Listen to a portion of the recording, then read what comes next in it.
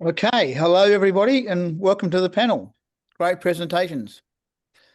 Um, Very different talks, obviously, being two from the Philippines and then one from Western Australia.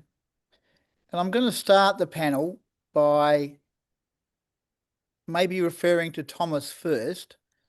So, Thomas, just recapping that we are live through Asia, and in particular the Philippines Mining Club. And I want you to explain to them, give them a crystal clear view of where you're where you're operating and where your project is in Western Australia. Now, I'll lead off by saying it's right in the middle of nowhere, completely completely on the border to the eastern states, surrounded by absolutely nothing. In fact, the whole Philippine country would fit about 8 times around your project before you hit civilization. So, Thomas, can you please tell us what it's like operating in such a remote region and give the viewers a little bit of insight as to how difficult that is and or how easy that is, and the challenges that you have. Thanks, Thomas. Thanks, Stewie. Yeah, absolutely. We are in the middle of Australia. It's central Australia. We are in the West Australian side of the I suppose Gibson Victoria Desert, and when you get the border of West Australia, Northern Territory, and South Australia, we're just on the West Australian side of that. So it is quite a remote project, and that's part of the reason why it has held back exploration and discovery in the past. The times are changing now. We are surrounded by majors, BHP, Rio Tinto. There is a mine under development or partly developed currently on care and maintenance 15 kilometers to the south of us. That's BHP's Nebo Babel nickel and copper mine.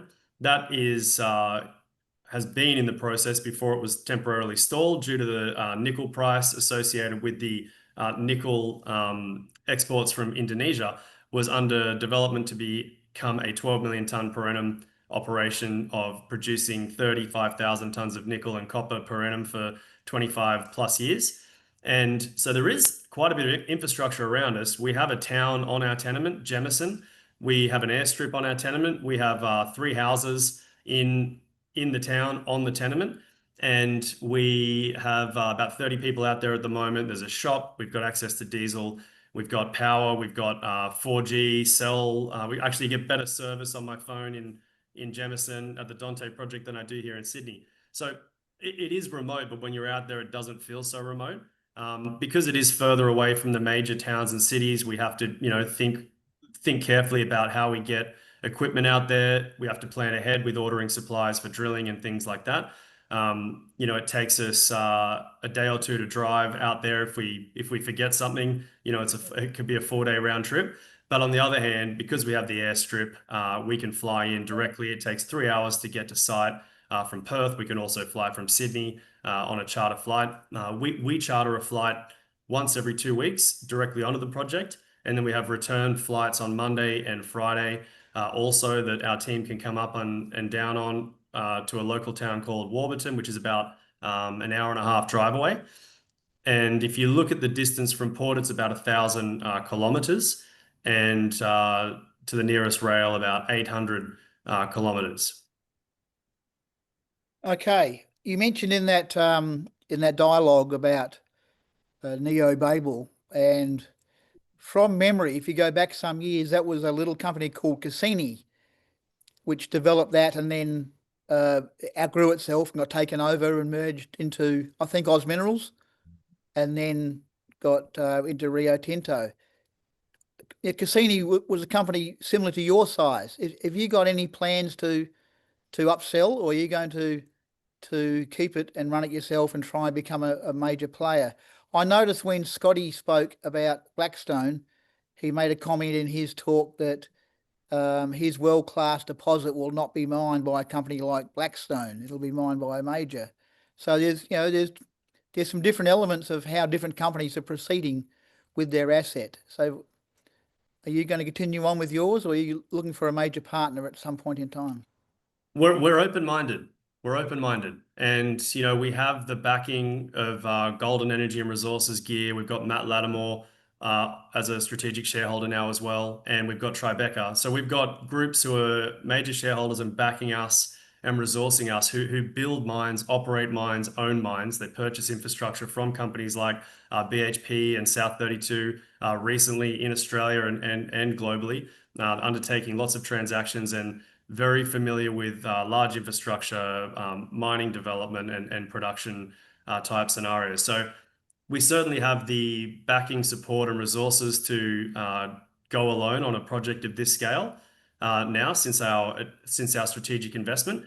But we are open-minded on the various ways in which the most value could be created in the most efficient way, and always opening to considering partnerships. And what we want to do first is find out how much is actually there, because we know there's so much more than what we've found so far.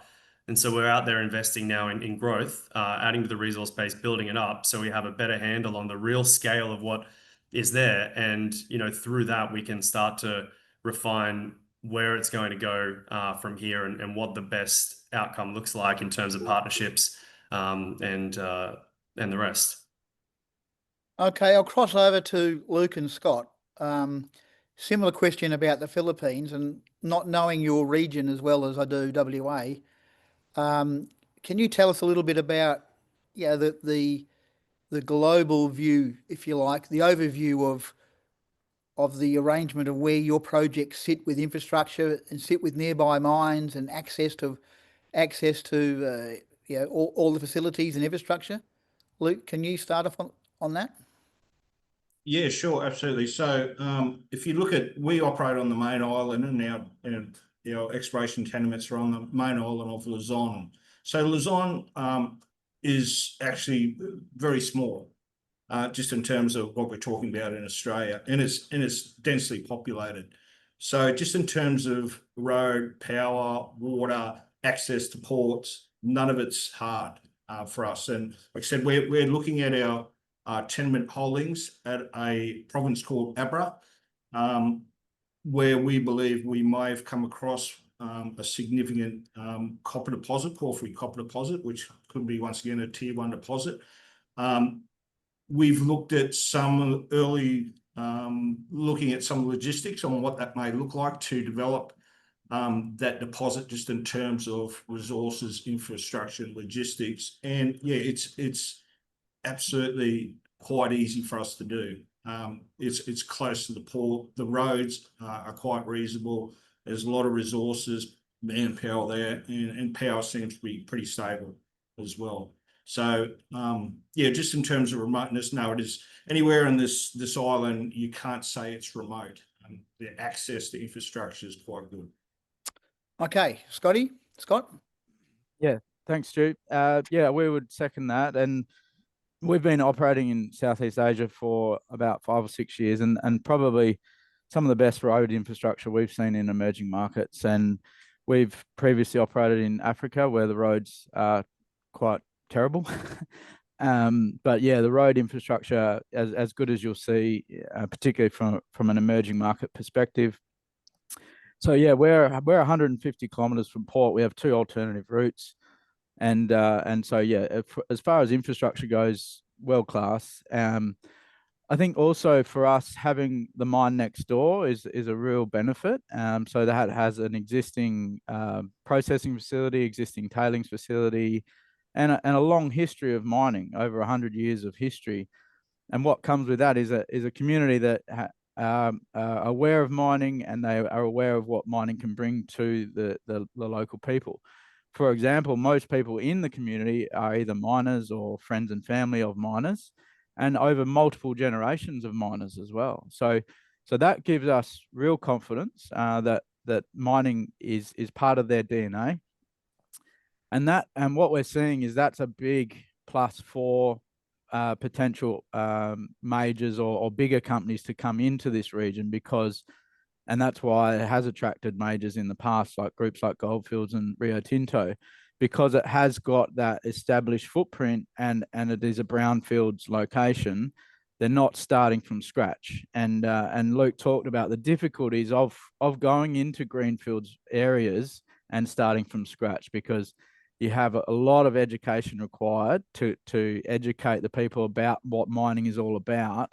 Whereas because this is an area that understands mining, we're not starting from so far back, and so we're very lucky from that perspective, and we were able to achieve the Indigenous support very quickly because they understood mining, and a lot of them have mined or have friends and family who are miners. So that having that brownfields infrastructure is really important. And that was probably one of the things that really attracted us to this project, is the fact that, yeah, there's an established footprint, tailings dams and mine next door, and that allows us to hit the ground running. As far as the sentiment and the I suppose experience that we're having with investors is, it is not it's not for everyone, and I think we've had groups or investors that have done well out of the Philippines. For example, B2 Gold and Oceana Gold have been great successes, and now metals exploration as well. So there are a number of investors globally that have had successful investments in the Philippines. So that gives us really good confidence as well. There are some investors that haven't done so well in the Philippines. So there's always that counter. But we are seeing that there is interest, particularly with the current president and the push towards pro mining, probably more so than the previous president. But we're confident that things can be done, and having those miners that have been successful before us really helps our cause, and then you put on top of that the really strong infrastructure. But it's really about the world-class geology, because the prize is just so much greater, and so it is worth working through the difficulties, because the prize and the geology is by far some of the best we've seen anywhere in the world, and that's why we're willing to take on a few challenges here and there, as Luke talked to, but the ultimate prize is just so much greater than anything else we're seeing globally, particularly in the copper gold porphyry space. Thanks, Stu. Good. Luke, can you just recap for us, in your presentation? I dropped a page there somewhere. Can you just recap your resource outline, just briefly? Yeah, our resource outline. So our Runruno plant, our Runruno mine is actually due to close at the end of 2026. Depending on, there's still some drilling on the outer reaches of the deposit. So it's due to close in 2026. The company's strategy is to bring on our Nicaraguan asset. We believe we'll have that operational in production by the end of 2026. We've also picked up a tenement that's very close to our operating Runruno mine. It's a tenement called Dupax. Now it's a polymetallic, and it's showing very, very exciting results. We know there's some high grade ore there, and we're starting to drill. We've done the geophysics, we've done the rock sampling, we've done the mapping. We know, sorry, we just started to drill. So we know it's resource rich. We just don't know the volume. So we're hoping we get the volume out of that. Our strategy is, if that is the case and it turns into an economic deposit, which we're hoping it will, once Runruno comes to a close, possibly at the end of next year, we can bring on Dupax, and we'll truck the ore from Dupax over to the Runruno mine and process it there with our existing resources. So it won't be a large impact on the community, just in terms of closing a mine. That's the strategy. Now, the Abra tenements, which are our bigger deposits north, they're 5 to 10 years away. So the strategy is we're funding our Nicaraguan asset with our existing cash flow, because we are so cash flow positive. Bring that on, hopefully bring Dupax on, so we won't interrupt their Filipino operations, and then focus our exploration up at Abra. All right, I'll change the theme now, and we'll go finance. A year ago, you couldn't raise any money on any market in the world. It was horrible. But in the last 6 months, that's changed a little bit. The sentiment for risk is a little greater, and you've probably seen that through Tribeca, Thomas. Can can you all give me one at a time what your thoughts are on the current market for, what are mid-cap to junior companies, and any guesses on how long this little mini bull run can last, both from Australia and in the UK, Luke? So we'll start with you, Thomas. Thanks, Stu. Yeah, it is a bull market, but I think that still many of these companies are rebalancing, to closer to the position they should be at after being, undervalued and sold down in a bear market that was quite difficult for many, and it lasted for a long time. It definitely feels like the access to capital has improved significantly. There's a lot of deals happening. People, I talk to a lot of people who say they've got deal fatigue at the moment because there's so many financing rounds occurring throughout the junior and mid-cap companies. And, we've had that coupled with the strong gold price, which has seen a big boom in gold exploration, gold investment, and the valuation of gold companies with gold resources. But then also we've seen a resurgence of interest in rare earth elements and critical metals aligned with the US defense, supply chain security type scenarios, and that has also opened up another world of access to capital in a bull market. I suppose they're working together with each other to create a broader bull market, which is not focused on a single commodity, but more so broadly across the resources space. So every individual company has their own challenges, obviously, depending on the quality of the asset. But in these bull markets, you can see lower quality assets able to get much more traction in building the share price and market cap and access to capital with much lower, with much less evidence of economic potential for economic mining. For example, when we had the lithium boom a few years ago, all you had to do was put a lithium rock chip out, and the share price would go up 3x on the day, and you could raise $10 or $15 million. We're not quite there yet, back there yet in this bull market, and it's definitely not for lithium. But we're still seeing a bit of that starting to come in, where people put out rock chips for antimony or rare earths or something like that, or a project is acquired in a US jurisdiction, which is prospective for those critical metals, and people are throwing money at the opportunity. So we don't know how long this is going to last, but it's definitely easier at the moment for junior and mid-cap companies to get money than it was over the last year, as you said. So Scott, you've pivoted well after your foray into nickel, and you've still got a very high quality nickel asset, but unfortunately the world's not paying much attention to nickel assets at the moment. So you must be pretty happy with yourself and your company and where you've landed. Yeah, it was a tough couple of years in nickel, but we're really confident that asset will be developed now, and we've got a local Vietnamese partner that's looking to build and operate that. So we're really excited about that opportunity, and nickel will have its time again. But yeah, it was a good time, well-timed pivot. I think as far as access to capital goes, it does sort of highlight how important it is to get the commodity mix right, depending on the cycles, and each commodity goes through a slightly different cycle. So copper and gold obviously going very well at the moment, particularly gold.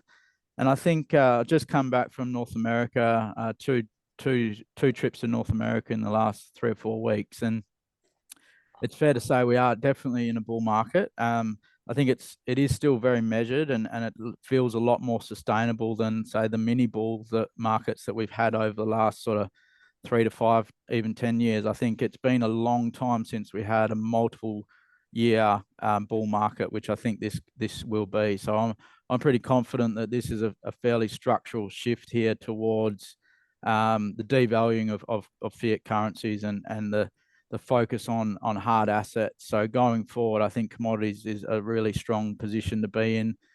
Gold's obviously done its thing. I think a lot of the base metals will come behind it.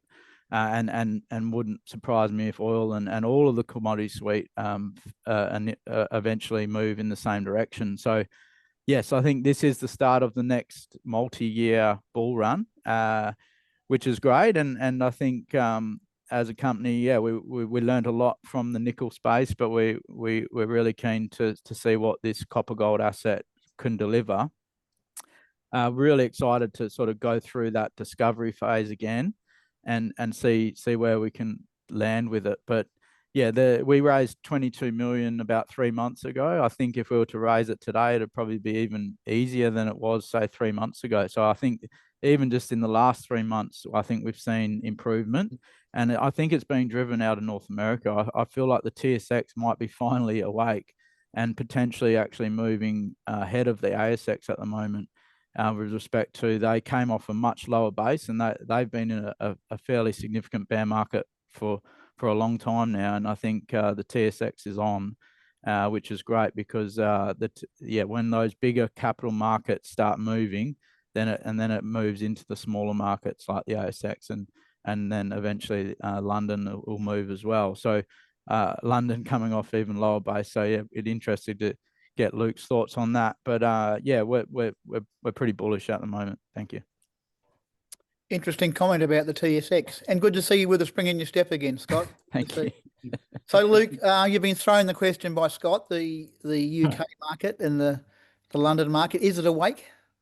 For us, it is. Listen, this is not my forte, so I can't talk to too much detail around this. What I can tell you, our share price has increased by 300% in the last 12 months. Reason for that, yes, obviously the gold price. And these aren't small investors. We've had some serious investors come in and take a sizable part of our company. And I know for a fact we have got some various serious investors waiting in the wings for our next project as well. So it's a case for us. It's a case where, yes, you've got a good asset, but it's more, I think they're backing the management team. Our CEO and president and some of our technical guys are probably the best in the world. They've worked, in most of the continents in the world, and they tend to deliver on what they do. And Runruno is a special case for that. It was in the doldrums. It was about to be delisted. It was in all sorts of trouble. This management team come in, picked it up, turned it around within a year or two. Now it's one of the most cash positive, low cost, profitable mining operations in the Philippines. And we invested in the Nicaragua asset, and some of the exploration results coming out of that, and the delivery on the construction is just ahead of time. It's on budget. Everything's going well. So it's a case where I think the investors, we're very bullish about that, and I think it's more that they're looking at this management team on us to say, okay, what's the next big thing, guys? Because we like your story and we like what you do. All right, people. Well, that's been a very, very encouraging discussion, all looking positive. So thank you for your time. What I'll do now is I'll throw back to Gloria and Joan and let them conclude the day. And again, thank you for your time and good luck with your companies. Thank you. Thank you, Stewart. Thanks, Stu.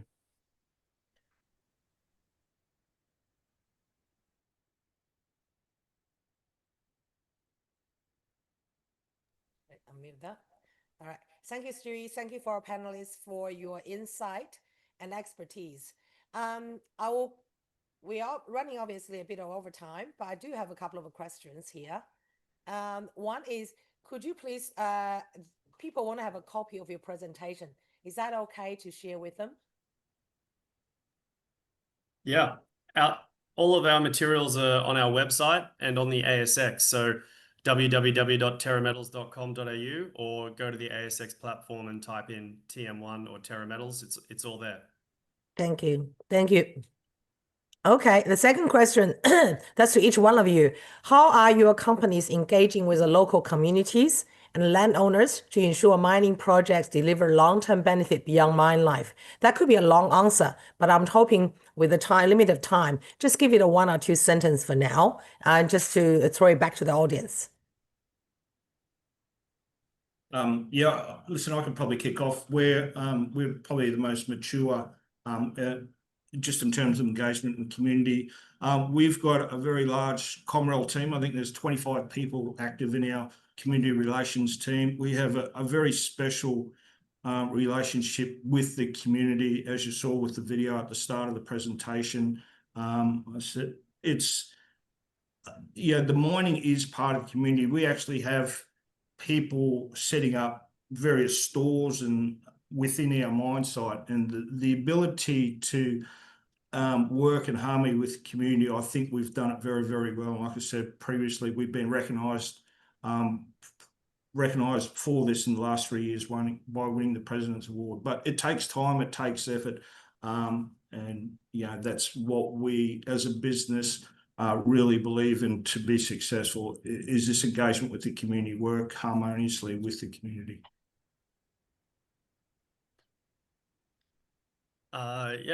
Thanks, Luke. I'll jump in second. I guess I had a slide on this in my presentation that I skipped through because I didn't want to go over my presentation time slot. But we are very focused on working with the Ngundarra people. We're very pleased to be and grateful to be allowed to explore on Ngundarra lands. And we've got a very special community out on our project and in the region. The traditional law is still a very important part, and traditional culture is practiced. There are still people in the lands who don't speak English. English is a second language. So very still connected to country and culture, and it's a big part of everything that happens out on site and in the project. Our view is that the local people have the decision ultimately on what is done and how it is done on their land. And we work with the community as our partners, with the Ngundarra people and the Ngundarra Land Council as our partners. They are our most important partner. So we're constantly working with them. We live in the town. We engage with the community leaders every single day. We spend a lot of money and create jobs and businesses. We're the first company who's assisting the Ngundarra Land Council in building their civil and earthworks business to be able to supply services to industry, mining, and exploration. So that's never been done before in the West Musgrave region and on Ngundarra lands, even with BHP and Oz Minerals and Cassini operating out there. Never before has there been an engagement where there's been assistance from a mining company or exploration company like us assisting build capacity for actual business development in the Ngundarra lands, where local people are doing the earthworks. They're the ones on the machines that are disturbing the land, and they're the ones on the machines that are rehabilitating and tidying up any tracks or drill pads that have been produced to a standard that they're happy with, and also obviously that we are happy with, because we like to maintain the highest possible standard. So it's going very well. We're very pleased to have the partnership. It's not always easy to be the first mover to create something like that, but it's part of our vision and something we really believe in. And we're committed to assisting not just in employment, and obviously the investment we make in and around the community, but also in that what I think is really key, which is building capacity and actual business development, because those businesses can be far more important than individual jobs, roles, and employment and training alone. Absolutely. Scott? Yeah, thanks, Gloria. So yeah, very similar to Luke. We have even at the early stages of exploration, we have a large community relations team, and they spend every day out in the community, and it's really important to communicate and educate properly. And like Luke said, making people aware that we're not mining tomorrow. This is a long process before we would even look at and consider mining. Exploration is a very early stage, and but also it's important that we actually engage with the whole Mankind municipality, which means that not just the two affected barangays or the two villages that we're affecting in our region, in our small area, but it's the entire district. So we actually engage with 12 different barangay captains. And so it's important that everyone in the broader area also is aware of our next steps and our process and our exploration phase. So we have a big team of people that are out in the community, having cups of teas and having feasts of pig and all that sort of thing, because it's important, because we need to educate people about mining. There is a global anti-mining movement, and we're up against it. I think as an industry, we don't do this well enough, and that's why we're up against it from day one. But we're very lucky that we're in like I said, an area that has been mined for over 100 years. So that gives us a lot more to work with. Whereas, there is definitely difficulties, or globally. This is not I don't think there's anywhere that I've been in the world where we don't have issues around community relations. It's becoming a major issue in Western Australia, and it's everywhere. Yeah. It's everywhere, So, really. Yeah. Yep. Yeah. And it's Yeah. I think as an industry we probably haven't done very well at it. Yeah, yeah. So thank you so much for that. And Stewie and Joan, do you have any other input into these questions? You'd like to add anything? Okay. All right, that's great. So thank you so much. As I'm wrapping up today's event, I will give you everyone a special thank you, especially our panelists, presenters, and moderators, and Joan and the Philippine Mining Club. Everyone put effort to put this together. Thank you, audience, for continue supporting us today and also past events. I'm hopefully have you all back in the future as well. And all today's video will be on the Resource Connect Asia website, so can access. And also, if any viewers and interested follow the company story, please follow the company's website and subscribe the newsletter. Thank you once again. I'm Gloria. Nice to see you again. Our next webinar, worth mentioning, is next RCA and PMC webinar is on the 12th of November.